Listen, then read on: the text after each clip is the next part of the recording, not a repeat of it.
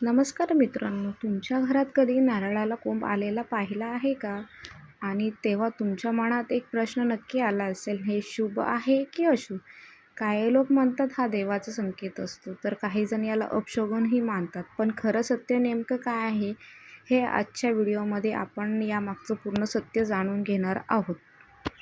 तर नारळाला कोंब का येतो? नारळ हा एक बी आहे. योग्य ओलावा, हवा आणि वेळ मिळाला की तो अंकुराला लागतो. म्हणजेच तो नवीन झाड होण्यासाठी प्रक्रिया सुरू होते. त्यामुळे कोंब येणे हे पूर्णपणे नैसर्गिक आणि सामान्य आहे. कोंब येणे हे शुभ की अशुभ? तर शुभ मानले जाते. नारळाला कोंब येणे म्हणजेच वाढ, समृद्धी आणि नवीन सुरुवात असते. तर काही लोक याला देवाची कृपा मानतात आणि घरात सकारात्मकता ऊर्जा वाढते असेही मानले जाते. याचप्रमाणे अशुभ मानणारेही लोक आहेत. तर पूजेसाठी ठेवलेला नारळ कोंबला तर काही जण त्याला अपशगुन म्हणतात, परंतु खरं सत्य वैज्ञानिक दृष्टिकोनातून जर आपण पाहिलं तर हे फक्त अंकुरण आहे. यात शुभ अशुभ काहीच नाही. फक्त नारळ जास्त दिवस ठेवला आणि वातावरण योग्य मिळाले की तो उगवतो. आणि जर तुम्हाला पूजासाठी वापरायचं असेल तर ताजाच नारळ वापरा, कारण की कोंब आलेला नारळ खाण्यायोग्य नसतो. चव बदलते. तुम्ही तो लावू शकता, झाडही उगवू शकता.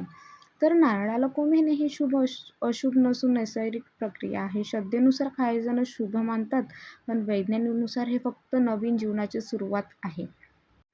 तर मित्रांनो, आता तुम्हाला समजलंच असेल की नारळाला कोंब येणे हे शुभ अशुभ नसून एक नैसर्गिक प्रक्रिया आहे.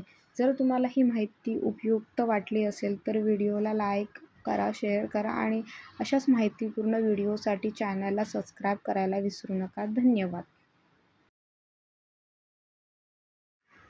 नमस्कार मित्रांनो, तुमच्या घरात कधी नारळाला कोंब आलेला पाहिला आहे का?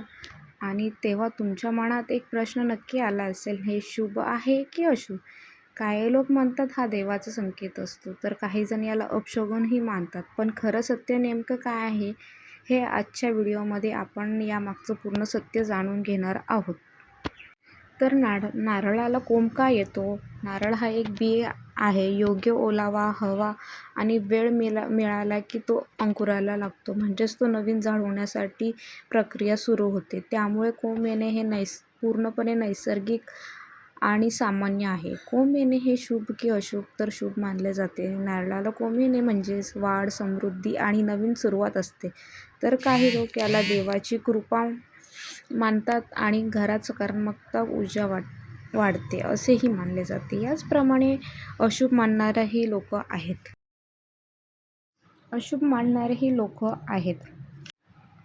तर पूजेसाठी ठेवलेला नारळ कोंबला तर काही जण त्याला अपशगुन म्हणतात, परंतु खरं सत्य वैज्ञानिक दृष्टिकोनातून जर आपण पाहिलं तर हे फक्त अंकुरण आहे. यात शुभ अशुभ काहीच नाही. फक्त नारळ जास्त दिवस ठेवला आणि वातावरण योग्य मिळाले की तो उगवतो.